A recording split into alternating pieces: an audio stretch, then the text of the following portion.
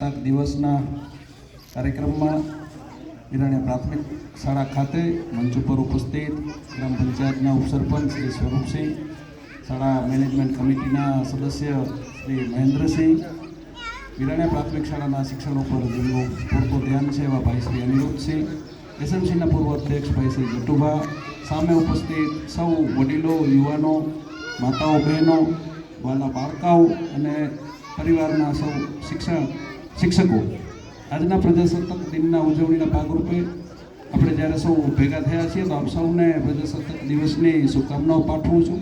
મિત્રો, જ્યારે આપણું બંધારણ અમલમાં આવ્યું 26 જાન્યુઆરીને આપણે પ્રજાસત્તાક દિવસ તરીકે ઉજવતા હોઈએ છીએ.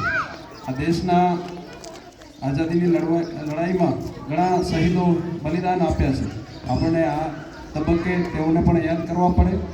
જ્યારે આ દેશના યશસ્વી વડાપ્રધાન વિકસિત ભારતનો સંકલ્પ લઈને ચાલતા હોય, 2047માં ભારતને વિકસિત બનાવવાનું સપનું હોય ને હમણાં જ્યારે આપણે આઝાદીનો અમૃત મહોત્સવ એટલે કે 75 વર્ષ પૂરા કર્યા હોય તો આપણી સૌની પણ ફરજ બનતી હોય છે આપણા રાષ્ટ્ર પ્રત્યે કે વિકસિત ભારતના સંકલ્પમાં આપણે સૌ આપણા ગામડાઓ પણ આત્મનિર્ભર બને. આપણા ગામમાં પણ વિવિધ વિકાસના કાર્યો થઈ રહ્યા છે. આપ સામે જોઈ શકો છો, મધ્યાહન ભોજનના રૂમનું પણ રસોડાની વ્યવસ્થા પણ અત્રે થઈ છે. હાલ જ જ્યારે ગુજરાત રાજ્ય સરકાર દ્વારા આરોગ્ય વિભાગ દ્વારા વિરાણીયા ગામમાં એક પ્રાથમિક આરોગ્ય કેન્દ્ર પણ શરૂ કરવામાં આવ્યું છે.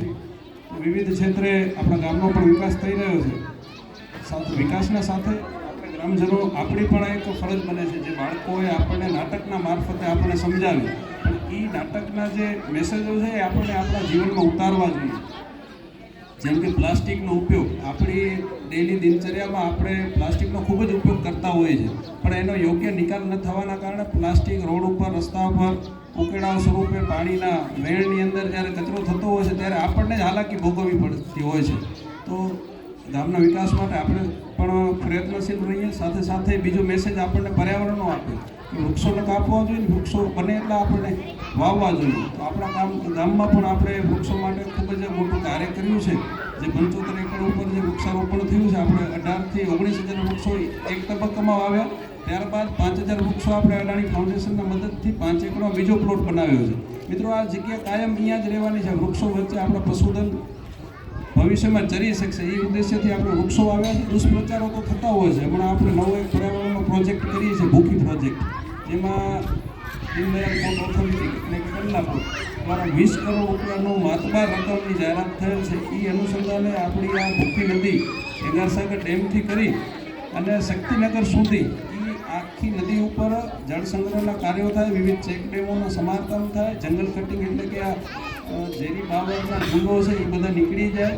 જ્યાં તળાવો, જ્યાં સંગ્રહ ક્ષમતા છે ત્યાં સંગ્રહ ક્ષમતા વધે. સાથે સાથે ગામના વિકાસ માટે, ધારો કે આપણું ચેક ડેમ છે જેની પેચિંગ ઘણા વર્ષોથી બાકી હતી, તો આપણે પણ એ કાર્ય એમાં લઈ લઈશું. સાથે સાથે જે નદી વિસ્તારમાં બાંધકામો થયા છે, સંરક્ષણના દિવાલોનું નિર્માણ થાય, ભવિષ્યમાં પાણી રહેણાંક વિસ્તારમાં ના આવે એવા પણ આયોજન આપણે કર્યા છે. યુવાનો માટે આપણે રમતગમતના સંકુલ બને, બાળકો અને વૃદ્ધો માટે ઉદ્યાન એટલે કે બગીચાઓ બને, એવા બધા આયોજનો આપણે એમાં લીધેલા છે. પણ એનો પણ ક્યાંય ને ક્યાં દુષ્પ્રચાર થતો હોય છે કે એનું આવું આયોજન છે અને ખનીજ લઈ જવાના છે. એટલે આપણે એ ભ્રામક પ્રચારોથી દૂર રહેવું જોઈએ. વિરાણીયા ગ્રામ પંચાયત કચેરીનું પણ નવું બાંધકામ મંજૂર થઈ ગયું છે ને આપણી ચોરાની અંદર જ વિરાણીયા ગ્રામ પંચાયત કચેરીનું પણ નવું બાંધકામ બની રહ્યું છે. એટલે આપણે સૌ આપણી ફરજો આપણા ગ્રામ પ્રત્યે, આપણા દેશ પ્રત્યે નિભાવવી જોઈએ.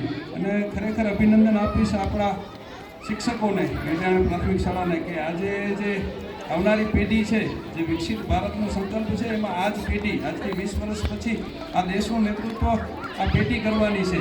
એને પણ ખૂબ જ સારી રીતે તૈયાર કરી રહ્યા છે. આપણા ગામના વિદ્યાર્થીઓ ઇંગ્લિશમાં સ્પીચ આપતા હોય તો ખરેખર આપણે તાળીઓથી વધાવવા જોઈએ પ્રાધ્યાપકોને. અને આપણા શાળા પરિવારને અભિનંદન આપીએ. અને શાળાના વિકાસ માટે બીજી એક વાત મારે કરવી છે કે આપણે માધ્યમિક શાળાની વાત મૂકી છે. 9મું અને 10મું ધોરણ આપણા ગામમાં જ થઈ જાય તો આપણી દીકરીઓને ક્યાંય બહાર અભ્યાસ અર્થે ગુંદરા અથવા ગુંદાલા જવું ન પડે. એટલે એ પણ આયોજન આપણે વહેલી તકે, અને આશા છે કે આવતા સત્રથી 9મું પણ બેન આપણે આ જ પ્રિમાઇસીસમાં ચાલુ કરી નાખશું. અને વિવિધ યોજનાઓનો આપણે લાભ લઈ રહ્યા છીએ.